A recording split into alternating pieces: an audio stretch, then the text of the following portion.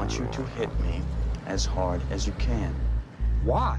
How much can you know about yourself? You've never been in a fight. Wait, let me start earlier. Like many of you, I was stuck. No, you can't die from insomnia. I'd flip through catalogs and wonder, what kind of dining set defines me as a person?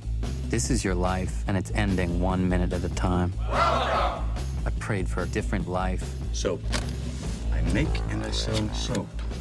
And this is how I met Tyler Durden. Come on, hit me before I lose my nerve. Oh, ow! You hit me in the ear! It was on the tip of everyone's tongue. Can I be next? We just gave it a name. Gentlemen, welcome to Fight Club. The first rule of Fight Club is you do not talk about Fight Club. After Fight Club, we all started seeing things differently. You're gonna have to keep me up all night. And she ruined everything. You're not into her, are you? No. God, not at all. We've all been raised on television to believe that one day we'd all be movie gods and rock stars, but we won't. He had a plan. To what purpose? In Tyler we trusted. I gotta take Fight Club up a notch. Each one of you has a homework assignment.